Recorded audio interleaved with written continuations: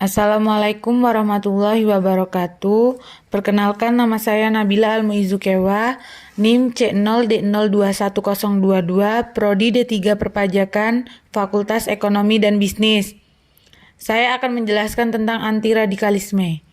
Anti-radikalisme adalah gerakan anti kekerasan, atau lebih lengkapnya, gerakan anti kekerasan yang biasanya gerakannya berdasarkan sila-sila Pancasila yang sangat menentang adanya sebuah radikalisme atau gerakan perpecahan antar bangsa. Radikalisme dapat berkembang karena adanya pemikiran bahwa segala sesuatunya harus dikembalikan ke agama, walaupun dengan cara yang kaku dan menggunakan kekerasan. Masalah ekonomi juga berperan membuat paham radikalisme muncul di berbagai negara. Sudah menjadi kodrat manusia untuk bertahan hidup, dan ketika terdesak karena masalah ekonomi, maka manusia dapat melakukan apa saja, termasuk meneror manusia lainnya. Adanya pemikiran sebagian masyarakat bahwa seorang pemimpin negara hanya berpihak pada pihak tertentu, mengakibatkan munculnya kelompok-kelompok masyarakat yang terlihat ingin menegakkan keadilan. Kelompok-kelompok tersebut bisa dari kelompok sosial, agama, maupun politik. Alih-alih menegakkan keadilan, kelompok-kelompok ini seringkali justru memperparah keadaan. Masih erat hubungannya dengan faktor ekonomi, sebagian masyarakat kelas ekonomi lemah umumnya berpikiran sempit, sehingga mudah percaya kepada tokoh-tokoh yang radikal karena dianggap dapat membawa perubahan drastis pada hidup mereka.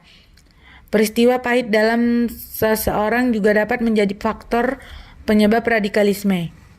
Masalah ekonomi, masalah keluarga, masalah percintaan, rasa benci dan dendam, semua ini berpotensi membuat seseorang menjadi radikalis. Pendidikan yang salah merupakan faktor penyebab munculnya radikalis di berbagai tempat, khususnya pendidikan agama. Tenaga pendidik yang memberikan ajaran dengan cara yang salah dapat menimbulkan radikalisme di dalam diri seseorang. Fenomena radikalisme agama. Fenomena radikalisme agama merupakan persoalan yang berhubungan dengan pengalaman inti, memori kolektif, dan penafsiran agama.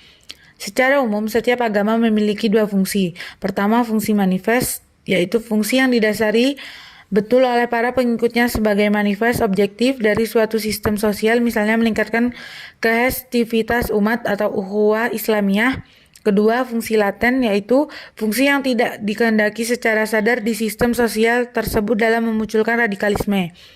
Dan agama merupakan lahan empuk untuk menjadi crying banner dalam melakukan tindakan radikalisme.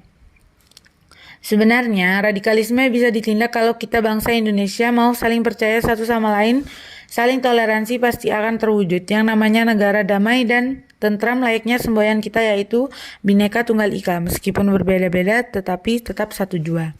Kesimpulannya, Indonesia merupakan negara yang besar dengan berbagai macam perbedaan ras, budaya, dan agama. Sangat mudah untuk pihak-pihak tertentu memanfaatkannya untuk kepentingan pribadi.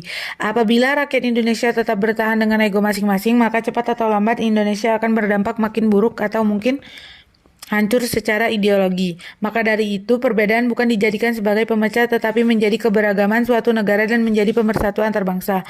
Negara yang baik yaitu negara yang bisa menjadikan suatu perbedaan menjadi satu sama dengan yang lain. Terima kasih. Wassalamualaikum warahmatullahi wabarakatuh.